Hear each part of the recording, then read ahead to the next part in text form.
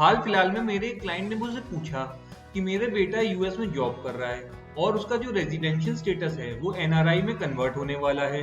तो जो उसका पीपीएफ अकाउंट इंडिया में है वो क्या वैलिड रहेगा, और अगर वो वैलिड रहेगा तो क्या उसमें वो अपना नॉर्मल कंट्रीब्यूशन डाल सकता है और क्या उसे एटीसी का बेनिफिट मिलेगा, और जो इंटरेस्ट उसके अकाउंट में एक्रू होगी क्या वो एग्जेम्प्ट होगी या टैक्सेबल होगी, and last but not the least क्या उसे पीपीएफ को मैच्योर कराते वक्त कोई दिक्कत का सामना करना पड़ेगा या नहीं।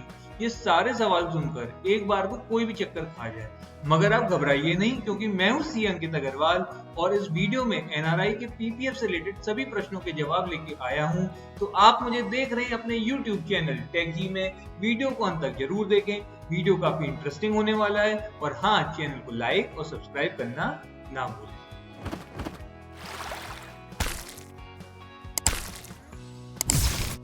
तो शुरू करते हैं। सबसे पहले इन शॉर्ट जान लेते हैं what is PPF account. PPF stand for public provident fund, जिसमें कोई भी resident individual above the age of 18 years can invest 1,50,000 annually up to 15 years, और तो और आफ्टर 15 इयर्स अगर आप चाहें तो 5-5 साल के लिए मैच्योरिटी टाइम एक्सटेंड करा सकते हैं। अब मन में बात आती है कि ऐसी क्या खास बात है पीपीएफ अकाउंट में जो हर कोई इसमें इन्वेस्ट करना चाहता है। ये खास इसलिए है क्योंकि जो भी अमाउंट आप इन्वेस्ट करते हैं जिसकी मैक्सिमम लिमिट 1,50,000 है, उसका आपको इनकम टैक्स में 80C सेक्शन के अंडर में डिडक्शन मिल जाता है। और तो और पीपीएफ अकाउंट पे आपको 7.1% की इंटरेस्ट भी मिलती है जो कि टैक्स फ्री है। सही सुना आपने, जो अमाउंट आप इन्वेस्ट करेंगे उस पे भी टैक्स की छूट, और जो इंटरेस्ट आप अर्न करेंगे उस पे भी टैक्स का एग्जम्पशन। यानी कि अगर आपकी इनकम 10 लाख से ऊपर है तो आपके ऊपर 30% का स्लैब एप्लीकेबल हो जाएगा, और क्योंकि पीपीएफ से अर्न की गई इंटरेस्ट टैक्स फ्री होती है तो आपको मोटा मोटा 7.1% नहीं 9.5% का रिटर्न मिल जाएगा, and that also 100% risk free. ये तो क्लियर हो गया कि residential individual PPF account open कर सकते हैं, बट व्हाट अबाउट एनआरआई? बोले तो क्या non resident individual PPF account का बेनिफिट ले सकते हैं या नहीं? एज पर the new rule that governs PPF, कोई भी एनआरआई पीपीएफ अकाउंट का बेनिफिट नहीं ले सकता। मगर यहीं पे आता है एक ट्विस्ट, दैट इज गवर्नमेंट ने कहा कि कोई भी NRI new PPF account open नहीं कर सकता, मगर अगर वो रेजिडेंशियल इंडिविजुअल था और उसने अपना पीपीएफ अकाउंट ओपन कराया था एंड लेटर ऑन उसका रेजिडेंशियल स्टेटस एनआरआई हो जाता है, तो वो पीपीएफ अकाउंट का बेनिफिट ले सकता है, मगर कोई न्यू पीपीएफ अकाउंट ओपन नहीं कर सकता। एक बात जो आपको ध्यान रखनी है कि जब आपका स्टेटस नॉर्मल रेजिडेंट से एनआरआई हो जाए तो आपको बैंक या पोस्ट ऑफिस को अपडेट करना जरूरी है, अदरवाइज आपको कोई भी इंटरेस्ट नहीं मिलेगी। इसी में एक क्वेश्चन और अराइज होता है कि क्या एनआरआई 15 इयर्स के बाद 5-5 साल के लिए अपना टेन्योर एक्सटेंड करा सकते हैं या नहीं? सो the answer of this question is, जिस दिन आप एनआरआई बन जाते हैं उसके बाद आप अपने पीपीएफ की मैच्योरिटी को एक्सटेंड नहीं कर सकते। Say for example, if you become an NRI after holding a PPF account for 9 years, then your PPF account will get matured after completing 15 years. यानी कि after 6 years, you cannot apply for any time extension of 5 years.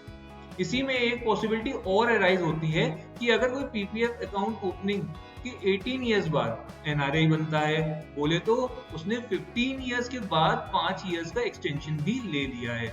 In that case, after the completion of 5 years, that is after 2 years, उसके 5 साल complete हो जाएंगे और फिर NRI को अपना पीपीएफ मैच्योर कराना पड़ेगा।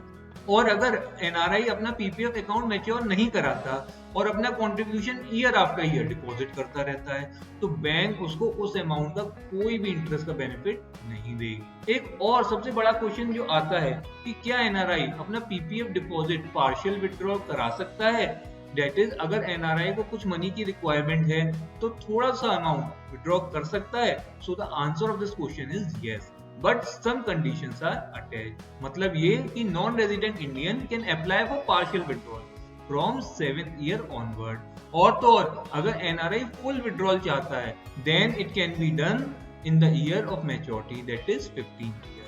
एक क्वेश्चन आता है कि can NRI take loan against PPF account? So the answer of this question is yes.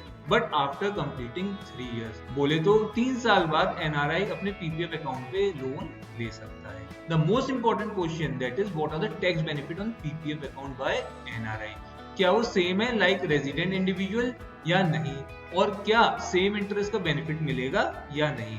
So the answer is जो इंटरेस्ट रेट रेजिडेंट इंडिविजुअल को मिलता है वही सेम एनआरआई को भी गवर्नमेंट ऑफर करती है, दैट इज 7.1%। सेकेंडली एनआरआई को भी 80C का बेनिफिट मिलेगा on their amount deposited in PPF account which is up to a maximum of 1,50,000 and interest accrued on such amount are tax free income. So in the end ये बात clear हो गई कि NRI PPF account का benefit ले सकते हैं बशर्ते न्यू पीपीएफ अकाउंट ना हो।